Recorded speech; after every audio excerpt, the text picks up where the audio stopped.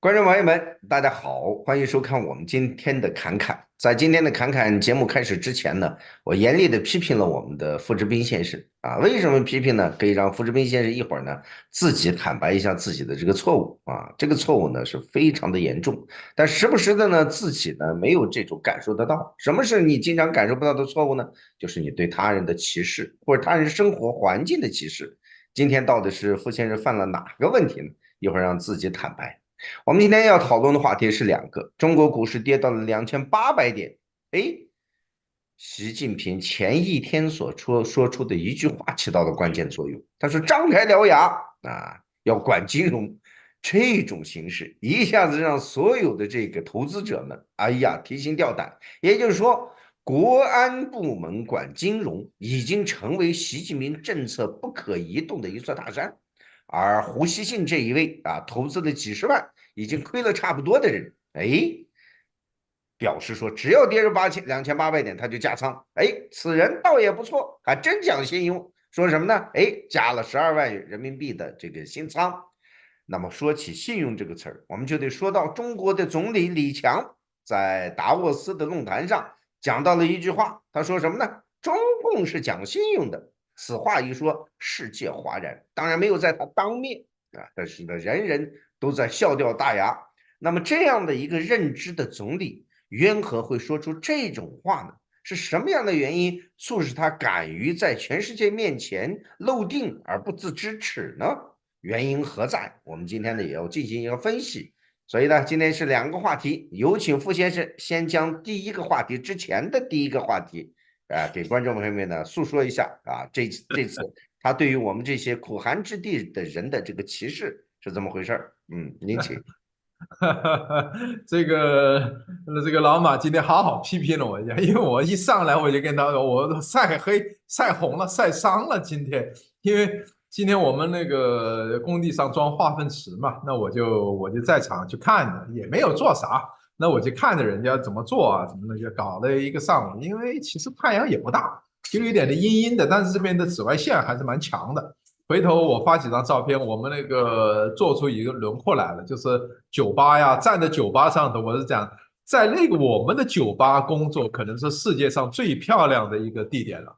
我估计到时候大家要付钱来才能工作了，哈哈，不是我给人家钱了，因为站在那里就可以看到我们的这个冷翠湾，然后还有海龟啊。我在想，我那个地方一定要备一个这个高倍望远镜，能够看看海龟的。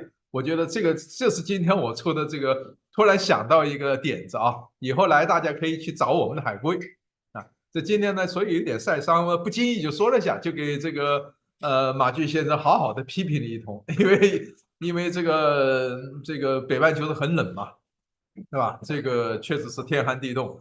我在这个地方过的呢是有点不是这个天外是怎么样的？我已经6年没有4年5年5、6年，可能5年多吧，没有走出瓦努阿图了。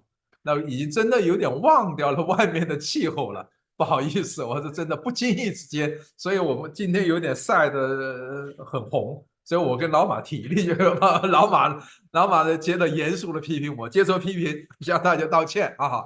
那你主要是那种，就是一上来人家说了个什么，你看 T 恤衫说，哎呀，我今天晒伤了。我们你看冻成啥样了？人家说人家晒伤了，在显示他们的阳光的温暖和我们的这个苦寒之地的这个区别，实则是对人的内心有一种重大的打击。所以这个呢，我提出的批评的角度在这里，希望观众朋友也能够批评批评我们的傅先生啊。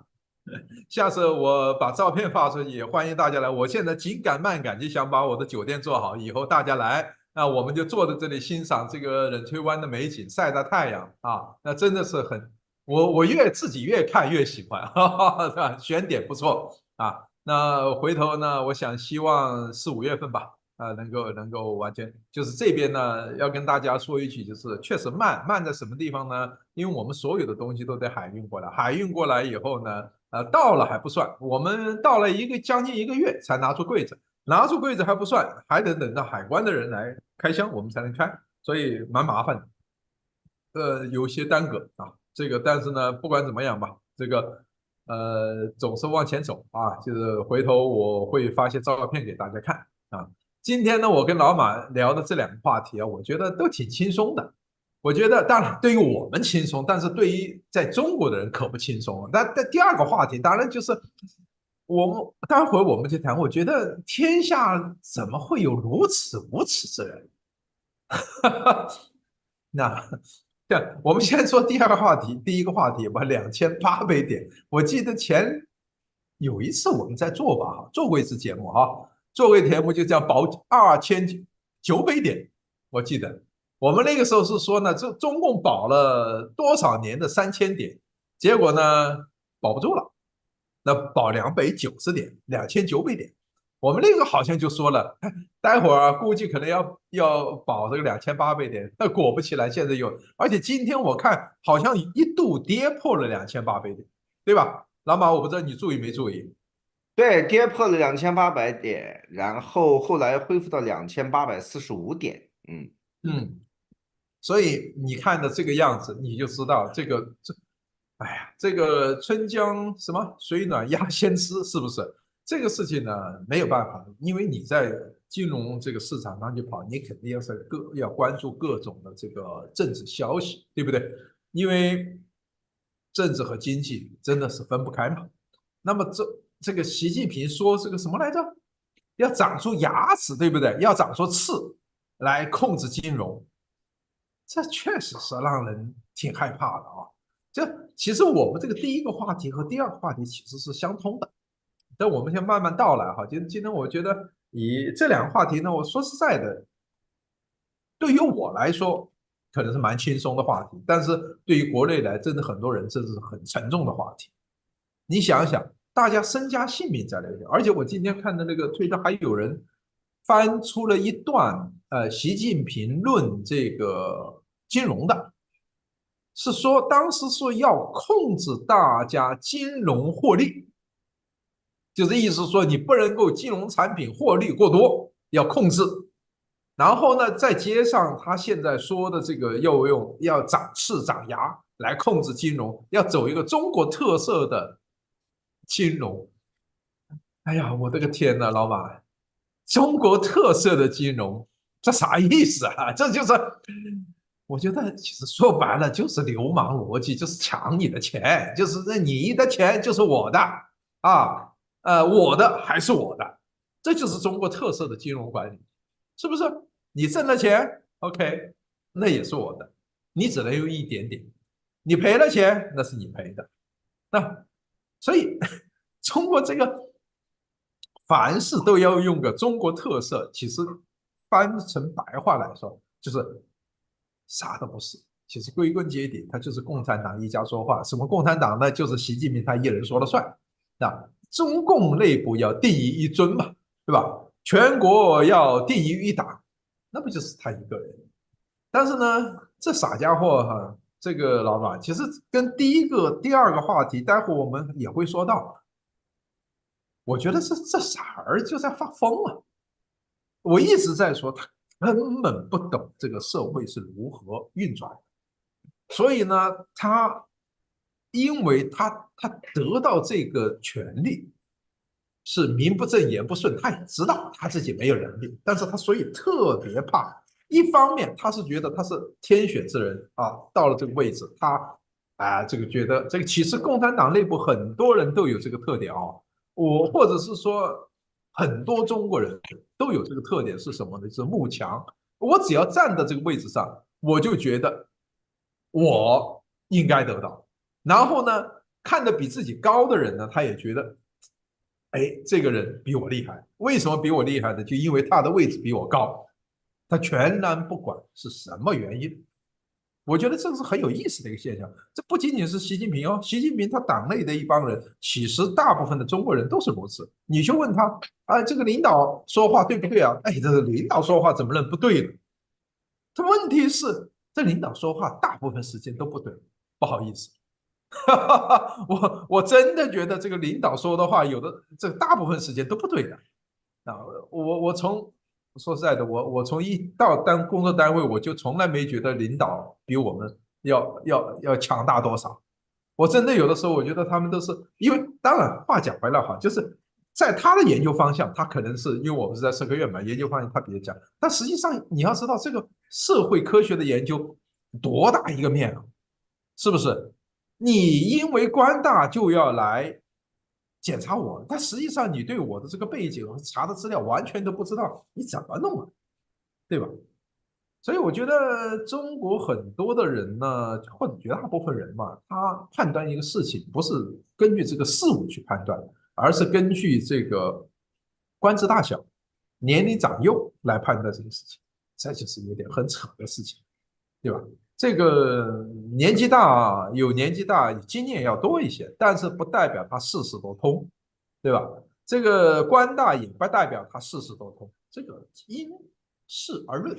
那年纪大的人呢，社会这个阅历多一点，有一些经验，这个人们就是有些经验要足一点，但是不是代表所有的方面都足。所以这一点，我觉得咱们也马上要满60了，对吧？这个其实我也是自省，也是提醒自己，不要说老跟好为人师啊。很多人说老傅你说话就有点好为人师，实际上我也一直在克服这个现象，就是但是问题是有些时候好像我说的好像是还是有点道理，对吧？所以大家也还愿意听啊，不是说我没有道理的时候要强说道理，是我觉得是这样啊，就像中国的股市会从保2900点跑的去保2800点，为什么？当然是一个它的经济面总体的面不好啊，大家没有信心。我们一直在说现代的经济，我讲的现代，因为现代的金融、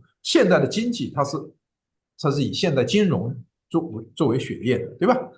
但是现代的金融，它是跟贵重金属跟什么是不挂钩的，它是真的是一个信心的问题，信用嘛，它是建立在一个信心上的啊。我对你相信，我相信你发的纸币是有用的，那么我就会用你的。为什么大家全世界的人民用美金而不用人民币呢？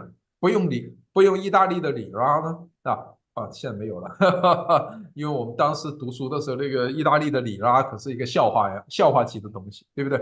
然后呢，这个诸如此类，你这样下去，这经济它都是一个信心的问题。你如果大家对你未来看不到的话，他不愿意跟你做生意，他不愿意就是投资什么东西。这是我觉得这一次那个中国股市，那是一开会，啪了大跌，这个东西钱不会跑错路的，对不对？跟谁都可以过意不去，人家对钱不会过意不去啊。你这样一说话，谁还去跟你玩啊？再加上，我想还有一个很大的原因，就是上次老马也说到了，恐怕国家队也难以维续，对吧，老马？我觉得这一次的跌破2800点，可能这就是两个因素。你可以谈谈你的想法，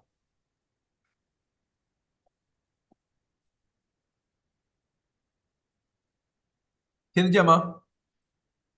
我正好在看 CNN，这个报道了我们在这个纽约所建立的一个庇护所，然后刚好他前面发过来这个视频，我正好听了一下，刚才没注意听到您说什么。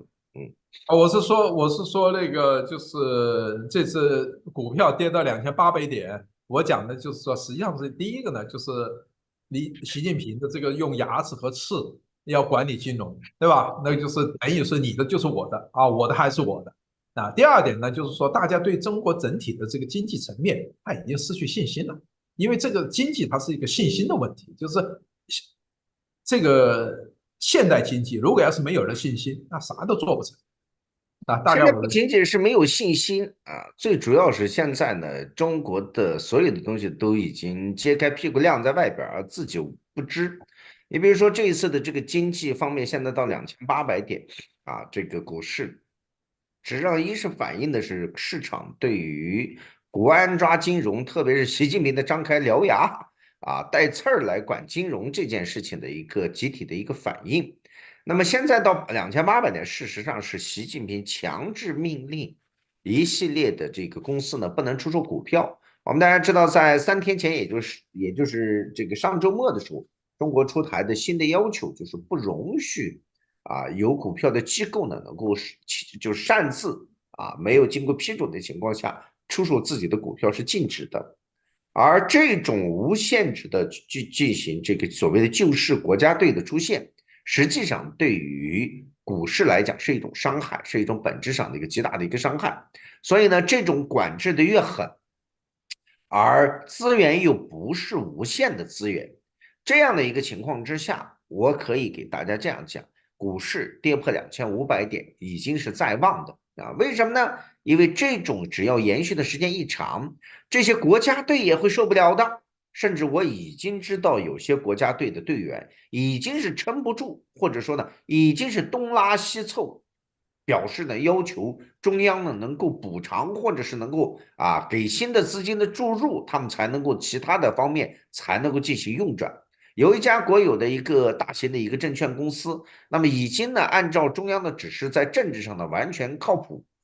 那么呢，把很多的资金，包括客户的资金呢，都挪用于去出售去维护所谓的股市的3000点，最终呢也被套牢。而目前来讲的话呢，实际上它对于这个客户的承兑呢都出现了问题。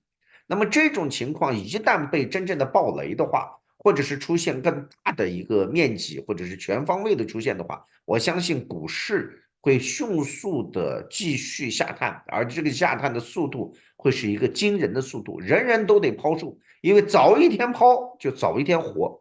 就像我们记得大概在1个月左右的时间里曾经有人讲到了这个关于股市的事情，我们两个人侃侃的时候也讲过保住3000点那实际上是逃跑的一个好点。近几年来3000点都会成为中国股市的顶点，而不是一个底板这个大家一定要搞清楚，因为所有的行业，不管是民生不管是我们所知道的外贸，三驾马车已经全面的脱轨，而且呢，这三驾马车呢，基本上笼子上呢已经被习近平焊上了这个吸铁石基本上是走不动的，没有可能能够走得动。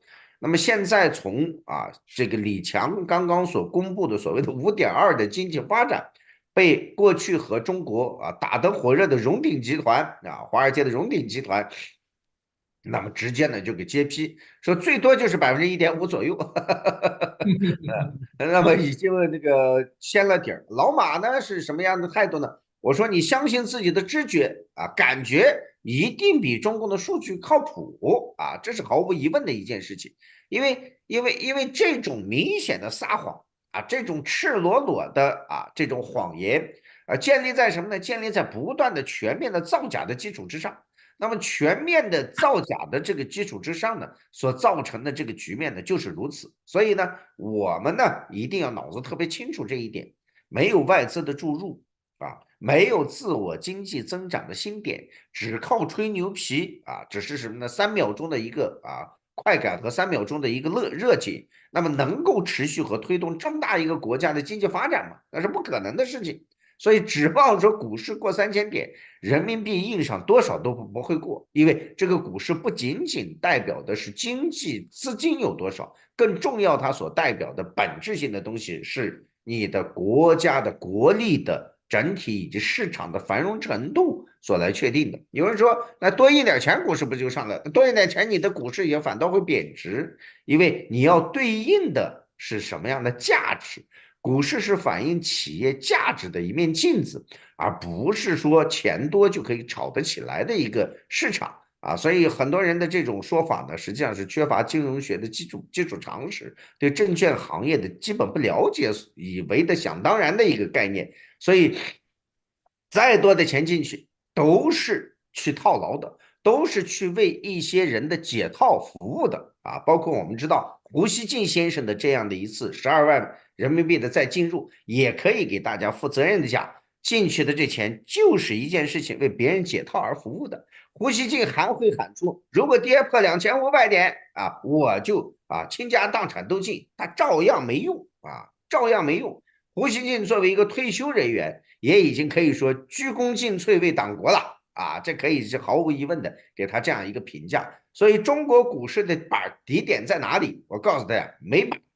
中国共产党啊，习近平所指出来的啊，要张开獠牙啊来管金融这件事，我就告诉大家，就是关键时刻要关闭股市的啊！大家注意，不仅仅是啊2500点的问题，到最后很有可能演变成为一个不存在股市，或者这个股市呢啊就没了，就烟消云散了。这都是有可能的。社会主义金融制度，其中啊，马克思等等这些人就曾经提出过关于股市是抢钱机的啊这样的一系列的这种说法，包括后期我们知道马列主义的研究学者也对于股市这些东西这些新鲜玩意儿啊，社会主义经济学方面是批判的。如果按照习近平的这个逻辑，社会主义的啊这个金融制度，那么股市不存在才是社会主义的。啊，这个主要形式的存在啊，所以呢，大家一定要听清楚这个背后的音儿，也就是关键时刻把股市这玩意儿给关了，也无伤大雅。对于习近平来讲，他的思想来讲，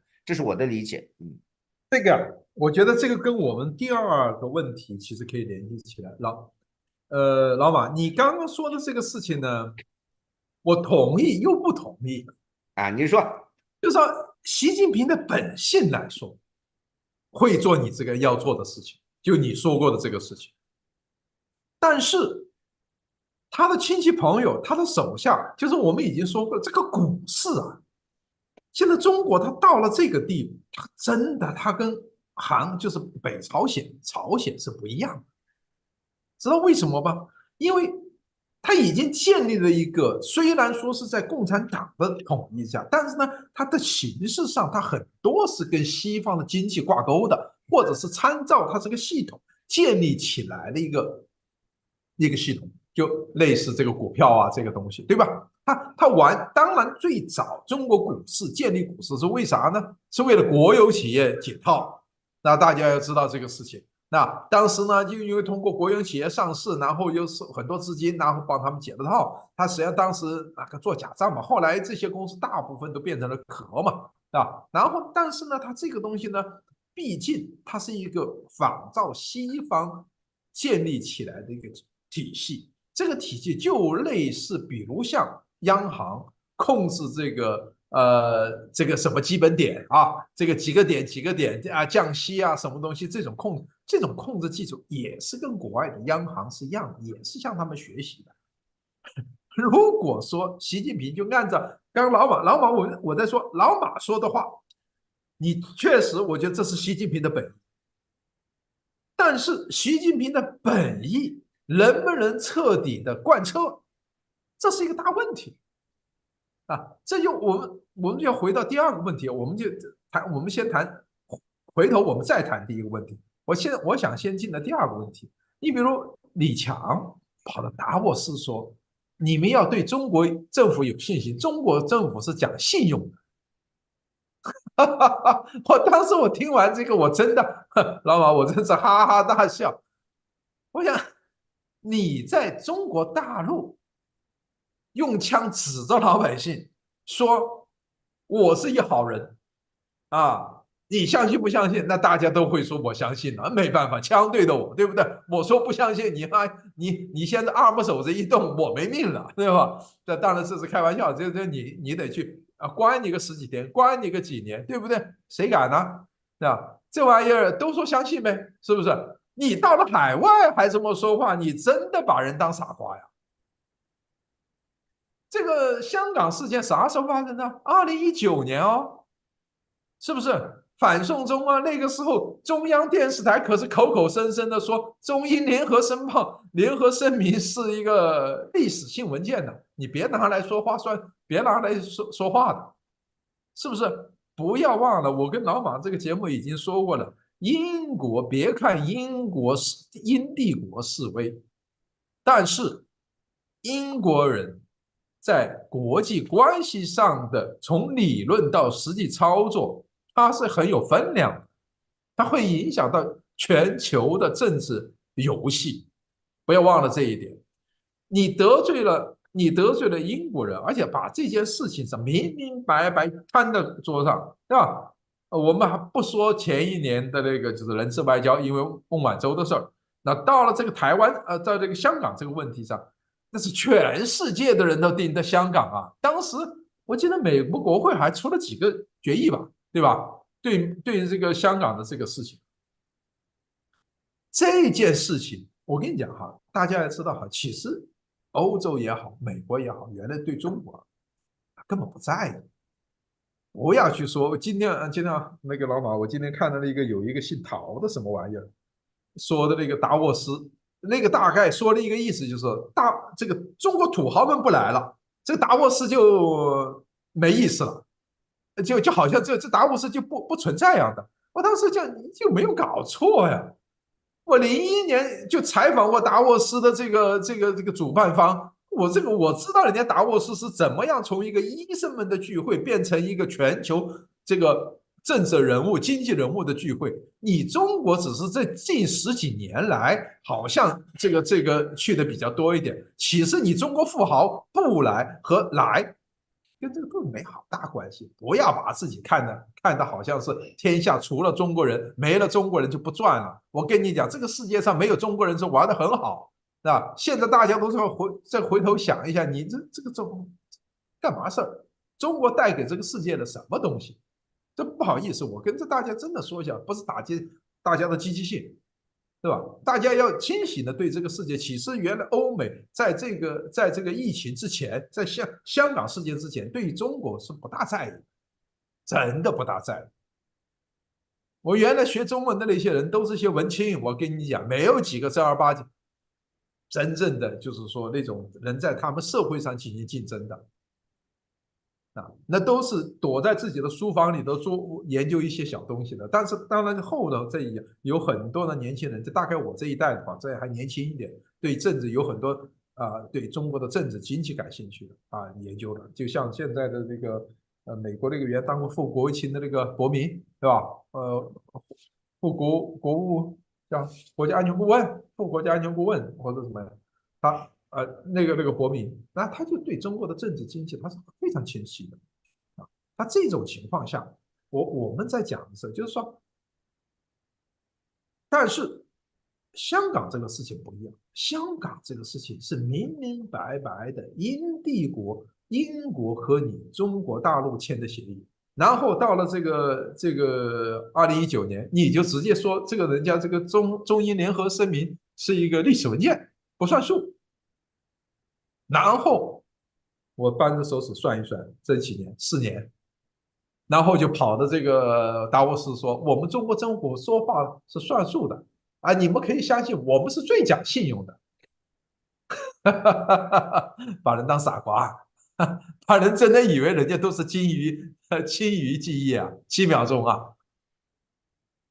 但是我们说这个笑话老板，我觉得我们分析一下背后为什么要这样说。对不对？好，显然嘛，就是说，之所以说这些话，说我们中国政府为了自己扇自己的嘴巴跑过去说话，是因为外资企业跑得很厉害了嘛，对不对？外资企业跑得很厉害，经济滑坡很厉害，然后呢，这个因为面临的就业收入，因为说实在的，没有外国企业，没有外国投资到那个地方去，你的房地产也增长不上去，对吧？因为没有工人，没有工人，他就没有这个工业厂房和商业地产都没有戏，需求就很小，对吧？没很小的话，那你中国城市的土地财政怎么弄呢？土地财政不是无米之，总要有人买单的，是不是？最后的买单，我跟你讲，就是外贸，对吧？外国投资，就是这2款不要忘了，这就是真正的人。中国这几十年，或者是加入了世贸这10几年，怎么来的？就是跟国外做生意和国外的资金倒出来，就这么简单。你比如说苹果，对吧？原来苹果的这个大部分的生产在中国，为什么？但是呢，它是通过那个这个红海这个郭台铭的这个红海，他们那个富士康他们来这个投资，他利用中国什么呢？无非就是人工嘛，大规模的组织人力嘛这样这些人你不管别的，这一些人几十万人，比如郑州的那个10几万、20万人，在一个这个富士康城，富士康你想想做这20万人吃饭的生意，能养活多少人？那吃饭的生意又还有运输的生意，20万人吃饭呢。我讲句不好听的话，二十万的垃圾和这个排污都是大生意，对吧？你做20万，收20万人的垃圾，你恐怕都可以做一个蛮好的生意，还不说吃饭呐、公呀这些东西。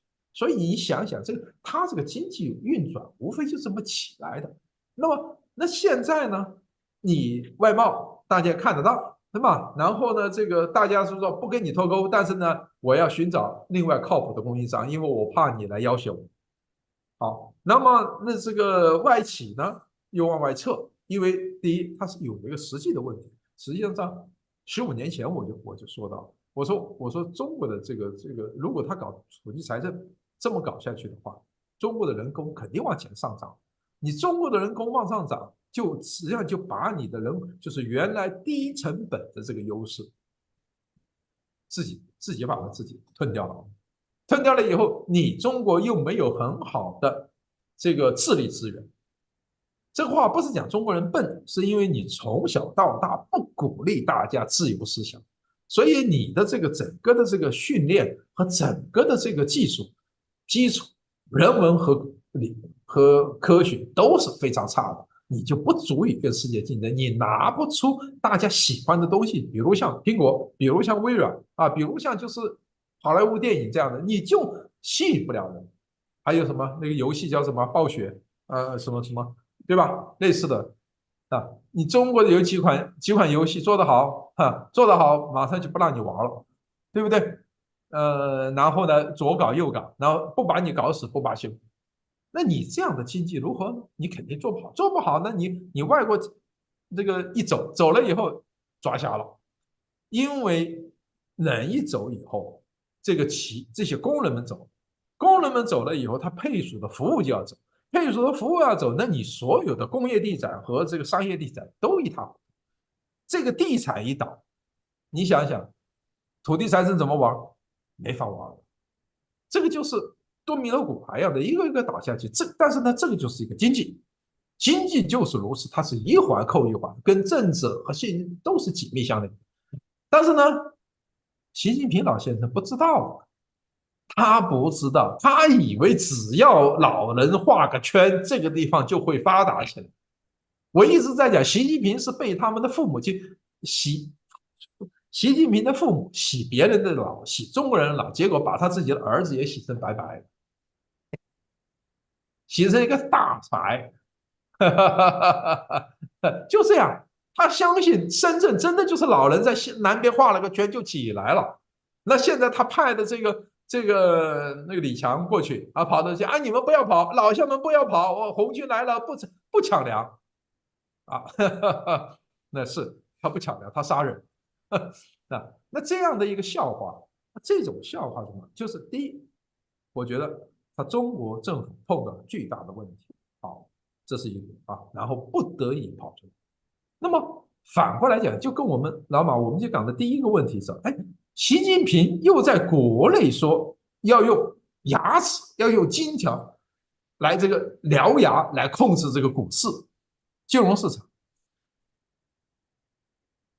我一直在说，我想大家不要忘了，习近平从来没有会对他的以往的那种原教旨的共产主义经济政策道过歉，从来没有啊。这一次派李强过去，他无非是我们刚讲，经济不行了，然后呢又去哄骗人，但同时他在家里头呢又说一下那种，哈哈，他认为关起门来说话，别人不知道。这就是反映了什么？就是说，他他们，我刚刚讲的第一点就是说，李强这个显然是中国面临的一个最大的问题。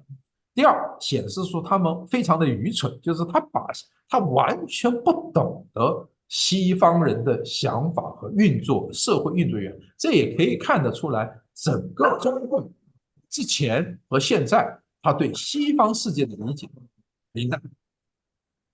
这是第二点。第三点，我倒反过来想讲那个什么，这可能也是一个比较有意，就是比较重要的点数，就是说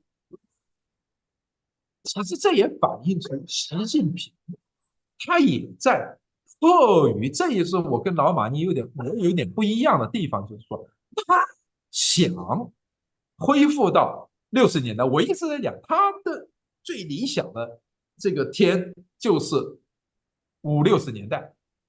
大家还记得在庆祝中共70周年还是100周年，有一个天安门有一个这个游戏啊，有一个游行，游行那头有一个情节我印象特别深，知道吧？就是一个小伙子骑部自行车，可能是那种228凤凰之类的哈，或者永久，然后呢戴一个鸭舌帽还是工帽，工人反正就是那种工人样啊。然后呢，这个女孩子呢穿一个连衣裙，那个时候的连衣裙叫什么布拉吉吧，因为是那个好像是俄文的那个连衣裙的翻译吧。穿那个天蓝色的，然后穿那个白衬衣，女孩子穿白衬衣啊，穿一个天蓝色的连衣裙，然后坐在小伙子的这个自行车上，然后呢这样的载歌载舞的就过去。当时我看完这个时候，你知道吧，老马，我就说这是习近平心目中的理想社会，这是他的年轻时候的梦。那个时候他没有胆，也没有可能去宰了一个女孩子，让女孩子坐在他自行车上，但是他非常的羡慕这个的想法，深刻在他的这个脑海里，所以他会在这个游行当中把它表现出来。那么回到现在这个位置上，他就说，习近平他完全对于经济是如何运转，一个国家是如何运转，他是没有信。他总以为只要有权就可以，但是他压根不知道这个权力的维系它是怎么回事。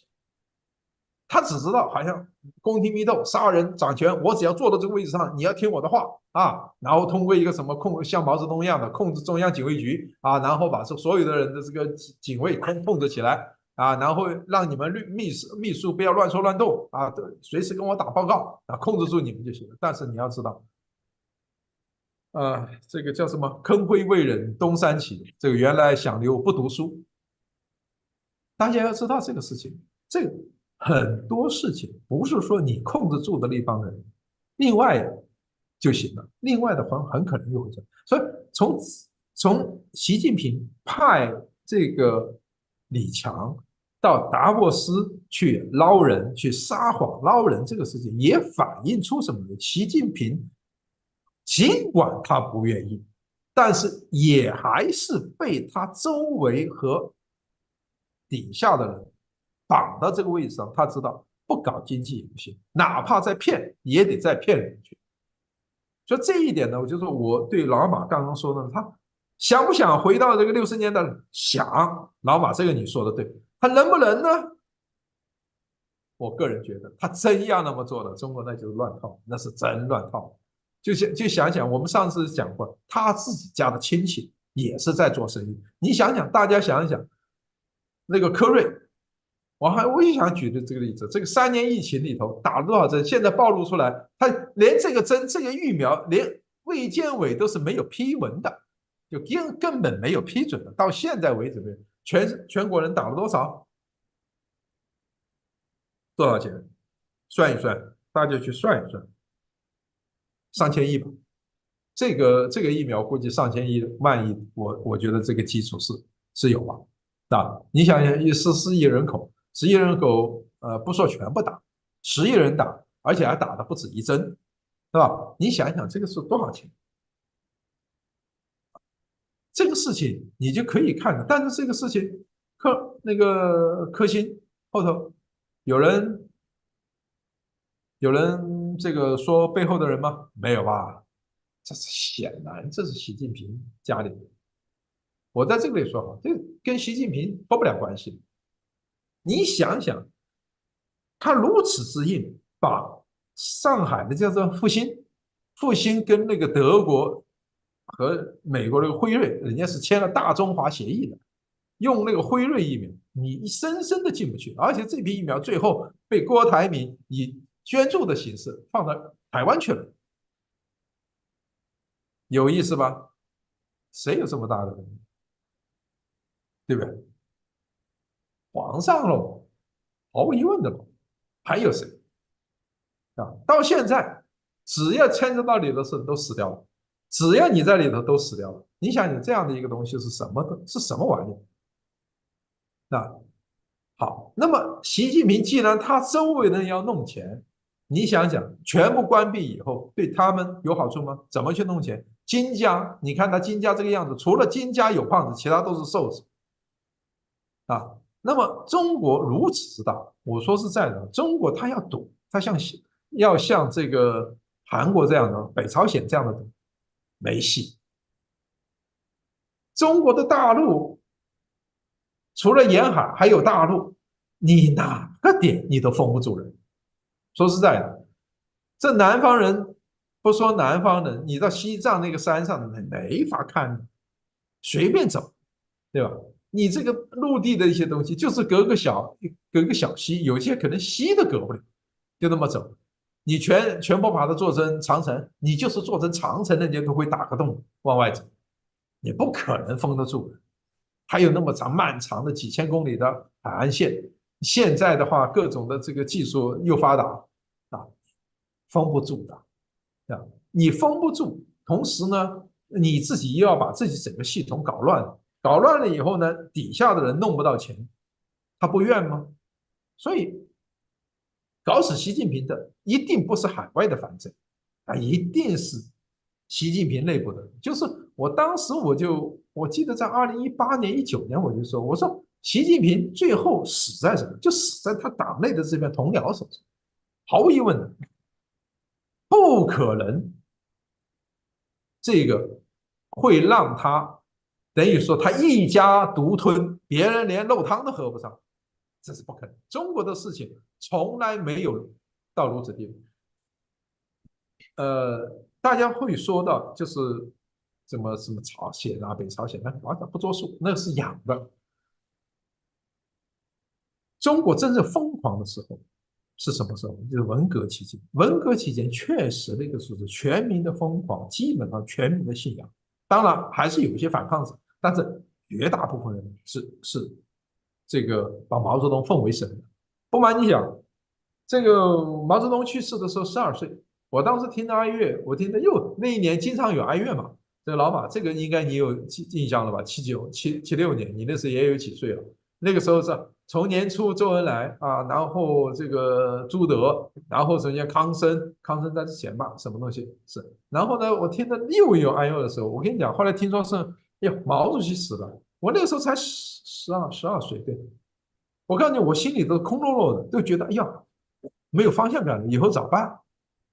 你可以想象到，一个小孩都有这样的感觉，你可以想象到其他人会是怎么样的感觉，都觉得未来好像就这个天都塌了这样的情况。但是现在会吗？不可能的吧？习近平虽然写了多少卷书，我不知道100多卷啊，各个地方方面怎样，那大家都在笑话这个事情啊，没有不笑话的。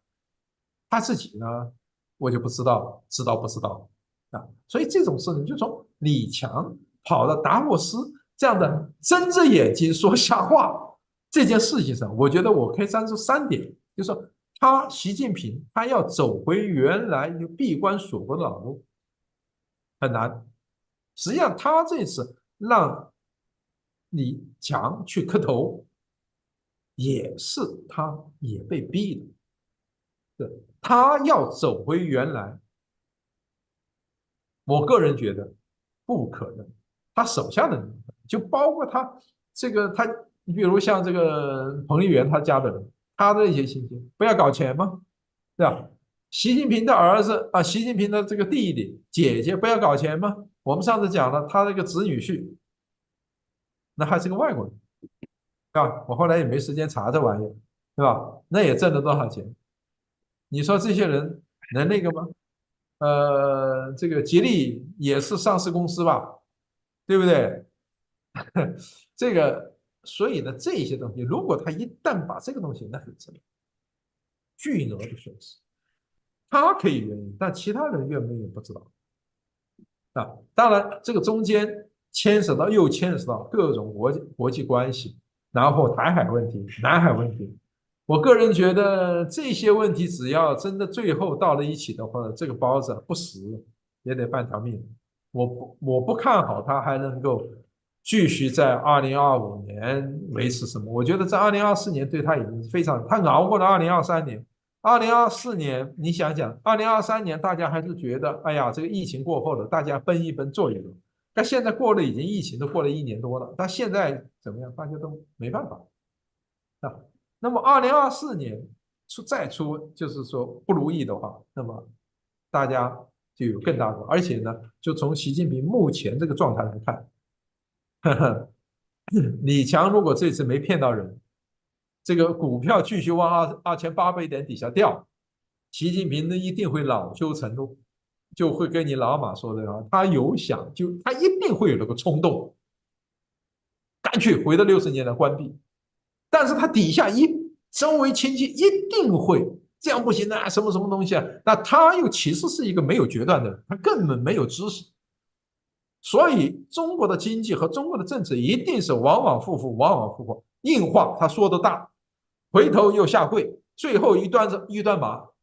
而且以他的性格来说，就是他不愿意处理事情，他总觉得这个事情，总有人给他擦屁股，因为他永远是别人给他擦屁股，最后什么都不管了，就跟那个北水运动突然开放，不搞了，不搞了，老算了，这就是一个大院子弟、纨绔子弟都干的事情。他跟他们不一样的，还多了一点教的街头小混混的那种那个流氓气，活动串子的那种流氓气啊。但是他结果是一样的，什么？那就是不干了，不理了。最后就这样。所以中国的经济和中国的政治看上去很吓人，但是呢，我觉得这个结尾啊，一定是虎头蛇尾，不是烂尾地吗？它是个烂尾地，它就是这么来的。它是跟他的性格和他的学识是并在一起。但是他当然，我一直也算我的名言，他唯一不烂尾的就是把中共做烂尾。这个事儿，我觉得靠谱。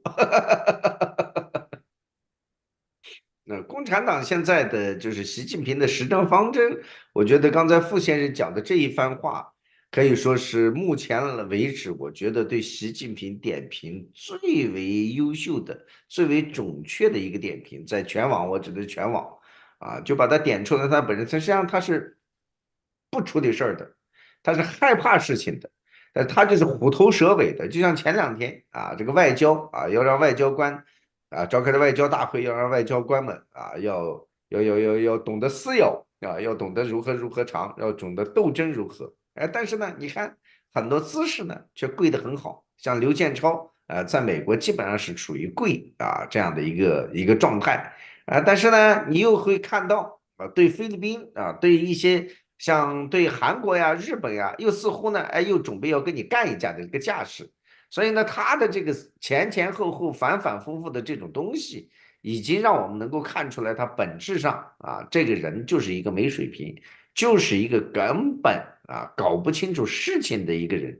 但是呢，他又喜欢呢做一些啊很古怪的决断，估计股市也是如此啊。再过上一段时间啊，甚至拿李强来开刀啊，这都是有可能的啊。反正中国的政治。未来会上演一个比文化大革命不逊色的一个精彩的一个过程，这是我对中国未来习近平只要在啊，精彩不断。但是这个精彩背后是中国民众十几亿人的生活的苦难和社会各个方面的凋敝所形成的，这是一个令人非常难过和悲哀的一件事情。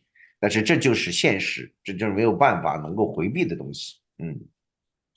你说这个我也完全赞成老马你说的，这个事情就是最后老百姓倒霉嘛，是吧？这个中国的2000多年的皇权下头，这个那个元朝的张养浩也说的，这个大元的张养浩说的非常好嘛，对吧？那个潼关怀古啊，他说过这个兴百姓苦，亡百姓苦啊，这没办法的事情。这个你只要是封建皇帝就是这样。不叫封建，中国的封建，这个秦始皇就废了封建了啊，那就是这个皇权底下永远如此，是不是？那但是呢，习近平嘛，就是我觉得是这样，说起来吓人，但是呢，碰到了问题以后，他就交枪投降走人，他碰到阻碍的时候他就走人啊，最后呢这个就是一塌糊涂。所以大家呢，反正就是好自为之吧。我一直感觉到这事儿，我操，这个2024年啊，我觉得真的是这个幺蛾子特别多。就跟我今天讲的这个，你想金家推出一个10岁的女孩子上当大将军，好像要让她这个接班的这个意思。我的乖乖，我说这个中国皇权多少年，这种幼主有一个好下场的吗？没有啊，如此之年幼，他居然要把他推出来，这金家真是走火入魔啊！真的是走火入魔。这个他肯定会引起他们内部的争斗。同时，这一次上次他是杀了他的姑父，对吧？这一次会不会姑姑杀了这个外甥女呢？啊，完全有可能，是不是？那这样的事情怎么延续下去？中国其实也是一样，最后折腾的就是老百姓啊。所以大家呢，我一直在说，10年前我就在说，能走就赶紧走了。这个事情不要去跟他们玩这些东西，那就是走不了就锻炼好身体啊。但是呢，我跟你讲，你也不要这么想的，好像我存现金，存在银行的现金都是别人的，真的是别人的，你不要指望是你的。你现在是好些人了，到了紧张的时候他就没有了。搞一版新票子，什么东西，你就完蛋了，是吧？这个他第一套和第二套相隔5年，他可以这个划掉4个0，这一次他划掉5个0，划掉6个0，又为什么不可以呢？是不是？看看津巴布韦币是怎么回事？啊，很简单的嘛，你当一个国家的这种人，他视老百姓为鱼肉的话，啊，你还怎么弄啊？跟你搞个全过程民主啊，搞你一个没有，然后还说别人这个40%的选票不代表民意，哈哈哈，人家一票票选出来不代表民意，这边呢无差别选，而且全票通过的才代表全过程民主。那这个就是典型的一个，我觉得他不是讲指鹿为马，就是指着白说黑，指着黑说白，对吧？然后呢，你不同意就关你，枪毙你啊！这说来说去这些事情，它就是一个弄了一色儿放到这个地方去，这色儿呢还挺有理想，就我们讲有理想的混混，然后呢有玩弄全国的人，他甚至现在想玩弄全世界的人。那全世界呢？我觉得现在呢，又有各种各样的幺蛾子啊。这个我们刚才讲的金家这个事情，你看现在的美国，川普，哎，老马，川普，你觉得川普当共和党的这个候选人的可能性有多大？可能性40%啊。40%，挺高。你觉对，得那个60%的可能性是谁呢？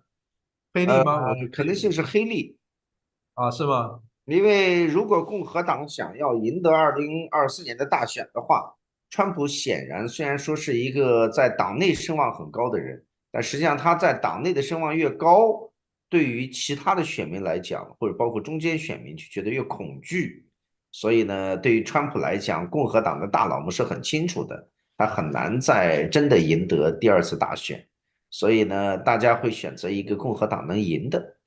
所以呢，黑利的可能性比较大。当然，德桑蒂斯呢也有人在呼吁，但是德桑蒂斯有一个很大的问题，就是他只是在佛罗里达受到了很多人的喜欢，但是其实他在全国来讲的话，并不受待见啊。还有一点就是，川普的支持者和德桑蒂斯之间的冲突是非常大的。所以虽然两个都是在我看来都是属于那种很极端的政客，但是呢，他们某种意义上互相之间又不尿对方啊，他的选民也是如此，这就可能会出现一个第三者，也就是我们知道的黑利。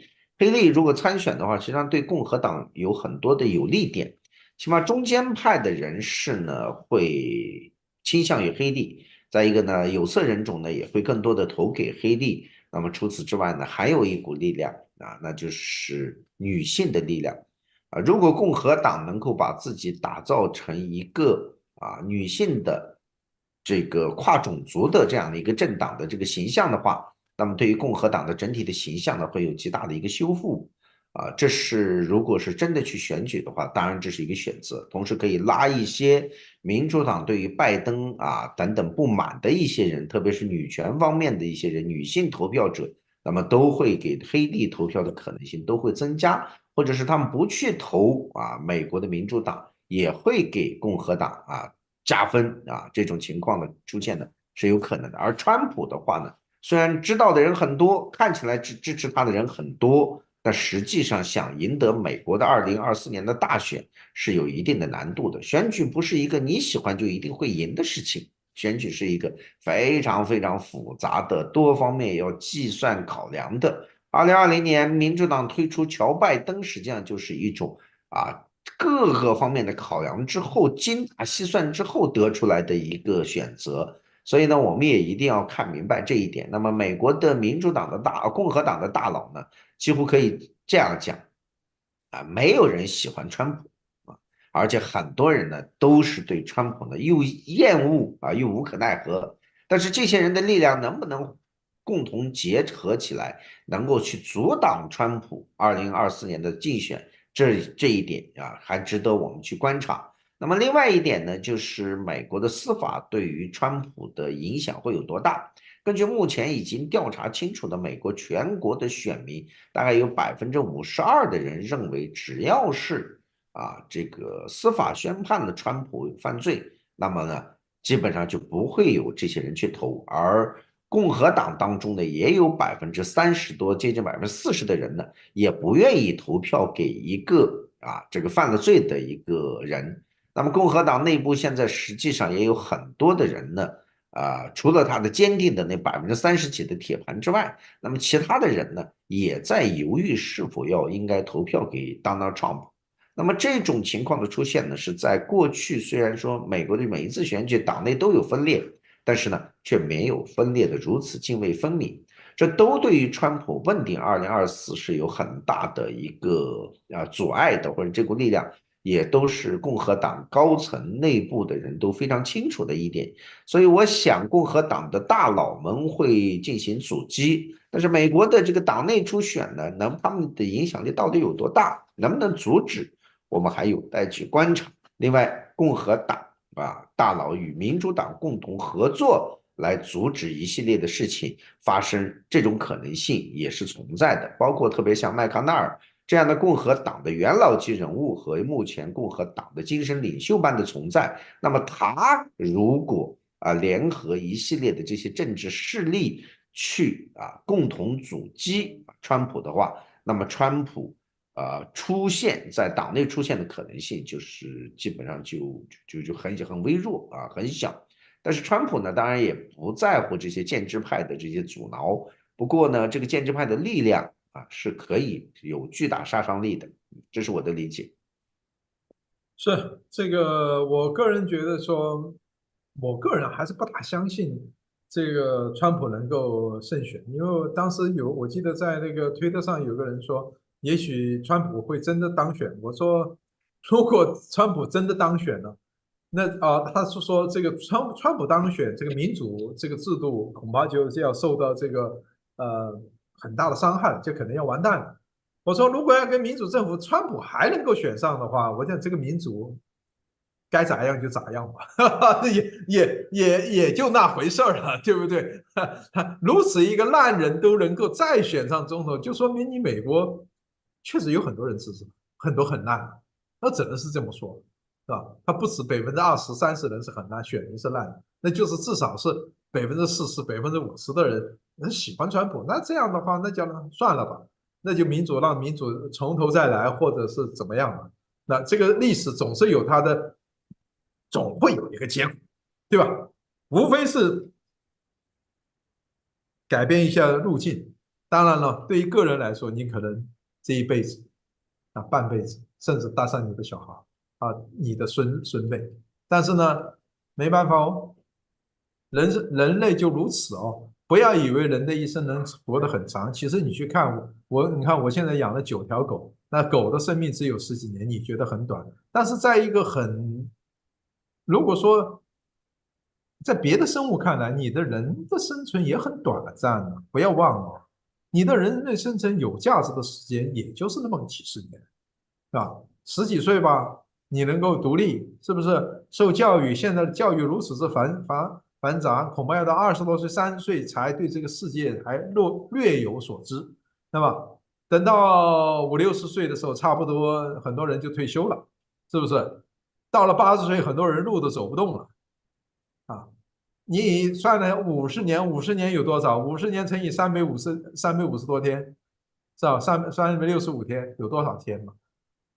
其实人类也是很短暂的。那你如果看一个人的这个人类的发展史，再你回头再去看一下生物的发展史，你可以觉得，哎呦，有老马这个话说这个造物主对吧？造物主看你人类又是怎么样一个，那所以我觉得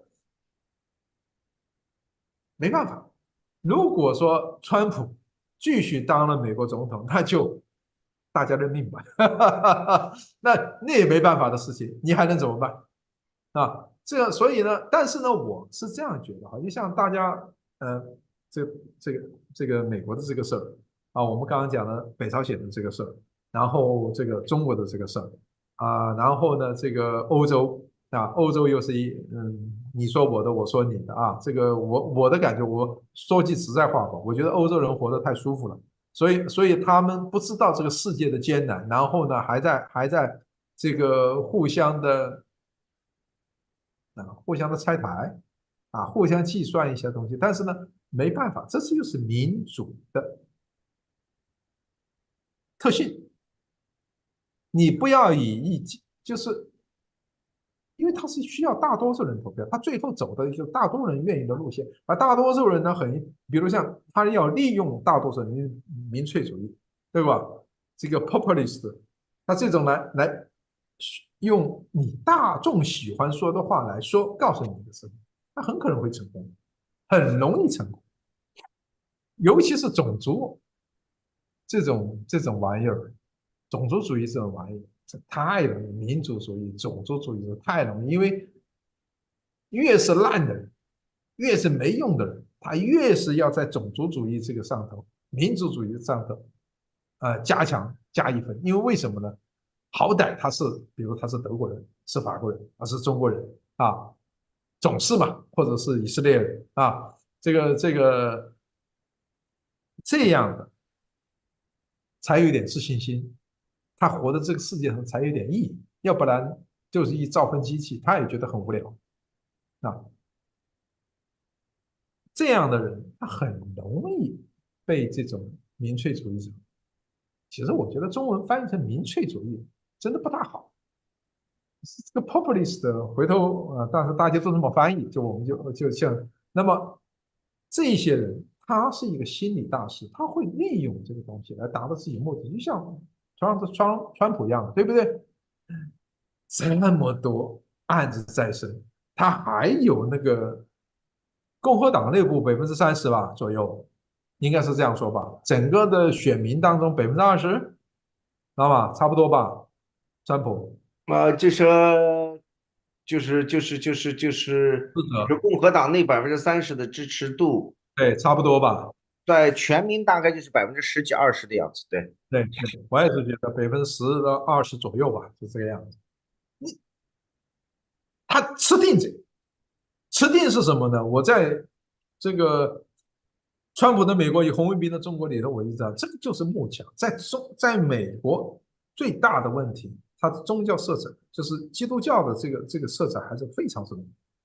这些人从小他有一个这种慕强，他需要一个造物主，他需要一个上帝指派的人，他认这个人，然后这个川普他在扮演这个角色，那么他不认青红皂白，他就认他。当然了，再加上种族主义，加上这个各种各样的问题，就变成了一个这样的。他这个东西油盐不进，没有办法。就像在这个中国，他一定也有一帮人，他就是认一个强权的，只要你比他厉害，他就觉得你牛啊！只要你坐在这个位置上，你就是神。总有些这样的。当每个人都去问为什么的时候，这个世界上就不会有存在专制者。但是很遗憾，这个世界上绝大部分人不会去问为什么，他只会说啊，你比我强大，那我服你，就这么简单啊，没有办法，这人类还需要很长的时间去往前行走。但是呢，我个人觉得，2024年可能会有很多很多幺蛾子，不仅仅是中国，我想可能全世界会不会就像老马你在节目当中说，会不会搞起一种世界大战来呢？核大战呢？未可知。这就像22年我们在说的这个普京以败，人类未知。其实我当时觉得真的不知道什么时候，因为比如中东扩大成一种世界的战争，或者是这个俄乌再继续扩大化。如果说我们假设说美国不支持这个乌克兰，那么单单靠欧洲的支持，那么英国、德国、法国能不能支撑下去？不知道啊。那么俄国这个事情呢，能不能顶到这个这个欧洲的这个支持也结束的时候呢，他自己会不会在之前崩溃呢？那崩溃以后又会发生什么事情呢？都是难说的很。我现在这个有点同意老马的你的意见，我觉得这个世界可能这个颜色还是挺灰的。对，除了你在阳光下之外，我们都在灰暗的这个阴霾之下。那是我也是有代价的，是不是？对对对，你要是可以被太阳灼伤啊，我们呢可能就冻得鼻涕一把眼泪一把。但是不管怎么样，我们都有另外一样东西，是他们无法压制的东西，是我们对希望的憧憬，我对们对阳光，我们对自己内心热情和改变命运、改变生命现状、改变社会现状的这个动力，从未减少过。